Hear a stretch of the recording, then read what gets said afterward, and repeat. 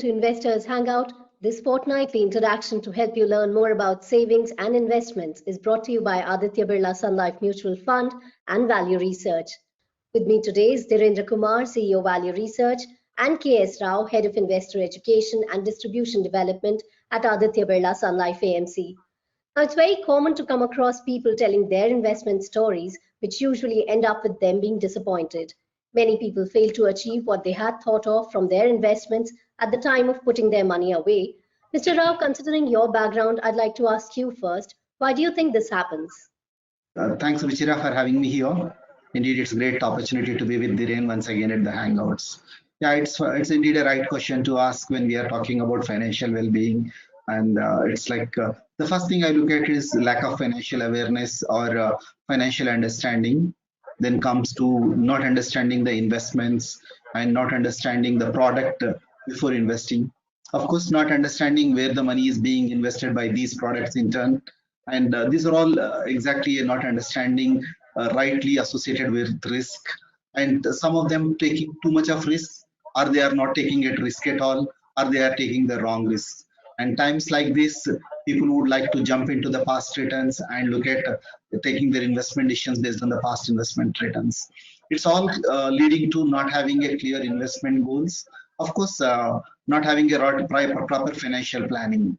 It is like choosing the wrong product and matching it with the wrong time horizon, and that's where it is leading them to get disappointed and failing to diversify or over diversification, or taking these investments or disinvestment decisions too quickly, which I have seen over last 6 months, people redeeming at wrong time and entering at a wrong time. And probably it could be a quick information overload, and it could be a fear, or it could be a greed, it could be a FOMO, and it could be a panic selling, all this leading to the disappointment for their investments, and they feel disappointed. That's right. Lack of financial awareness, I'm sure, is one of the biggest contributors. Dhirendra, what's your view on this? I completely agree with Mr. Rao. These are all the problems. But, primarily it is a matter of, investors not asking a basic question. What is the risk? What is the return? And what is the liquidity? And, this has to be asked with examples. That if I put my 1 lakh rupee, what will happen?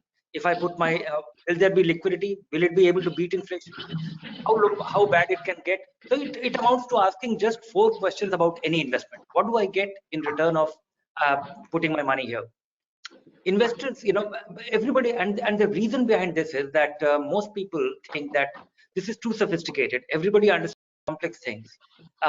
They think that, they need an expert to help them with this.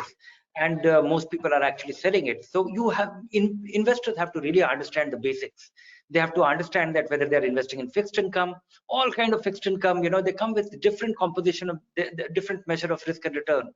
When you put your money in post office recurring deposit or post office deposit, it's different. You get some return and you have absolute safety.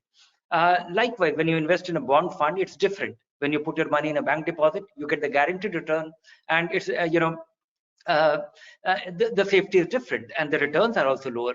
So understanding the mix of risk, return, and liquidity, and add to it the tax benefit, if any. So when people, and these 4 things actually, these are the underlying component of any investment, and people's inability to ask sharp questions on this. If they start asking this question, things will get resolved. All right, so now we broadly know why this happens, but Dhirendra, if you can please give some tips or strategy on what should the investors be doing to avoid such disappointments? Learn a little bit yourself, because there can't be, every investor has, he will have the best understanding of his financial situation and also his requirement.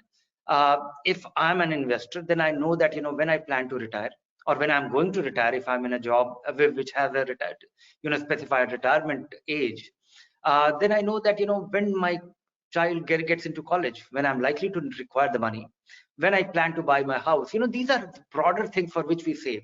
And when I'm likely to retire, will I be getting a pension? Will I actually, do I have to really fend for myself in terms of savings my making my investment in a manner that the day I retire, I should have enough pension out of my investments or accumulated investment. These are questions which an investor has to really jot down himself and then plan accordingly, then get answers to this, then look for alternatives. And also, you need intermediaries, but right now what happens is somebody comes and he's hawking his own product. You go to a bank and somebody will sell you insurance. You may not need insurance, or you might need a large insurance. I don't know which is the most appropriate thing. So asking the basic question, and that will be really handy, and it will really save investors from disappointment. Mr. Rao, would you like to add something to this? I'm fully with what Dhiren said. Probably I look at financial literacy or financial education is a precursor for anyone to take right investment decisions. I think right awareness will lead us to take informed investment decisions. And all that we need to do is, it's going to be an ongoing journey. It is always said the past performance is not indicative of future results, but we always need to, we can't predict the future, but we need to prepare for it. To prepare for it, we always need to know something, what is happening. People know this is a time you have everything available, the digital content, probably VR, the hangouts, which we do every time. People can always look at to develop their continuous education. It is one need to work on learning more and more. And before investing, one need to do the homework. I think it's their hard-earned money. They need to do homework and what they need. And end of it, right question is you need to ask why you are investing. It is like I was reading this book called Psychology of Money with Morgan Housel, and what he says is it is like doing well with your finances is little less to do with how smart you are, but how well you behave. It's that's what I would like to add. But thanks for being here again. And it's more so, this is a week we are all celebrating World Investors Week, and financial well-being is a theme, and this can't be a better time than this. That's right. Now, time now to move on to viewers' questions. The first one comes in from Shanmugam V, who says banks have already reduced the interest rates on fixed deposits, and nowadays most advisors are saying that debt funds are also risky. So where should one invest for the fixed income part of the portfolio? Yes, fixed income funds faced a crisis, and faced a crisis of an unprecedented kind in the month of March. And some accidents did happen in fixed income funds. 6 Franklin funds actually faced a debacle in terms of they had to be shut down, and they are due for winding up, and now the legal process is on. And investors are very scared because of that example. That apart, the economics cycle we are at, or the scare. So the month of March was a time when we got an unprecedented combination of events which scared investors and scared the markets, and particularly fixed income. So I would say that we are faced with this risk, and but there is still investors need to optimize their rate of fixed income return. That doesn't mean that one should be embracing risk, or they should be inviting risk, but carefully one can invest in different kind of fixed income fund where there isn't much risk, or the risk is measured. If you're a long-term fixed income investor, you need a certain kind of fixed income fund. If you're a short-term fixed income investor, yeah, of course you need a very different kind of fund. One has to make sure one has to make your own rules, and be little careful in investing. That itself will save you from all the risk. I don't think there is a reason. Of course, accident did happen. It has scared investors. It has scared advisors.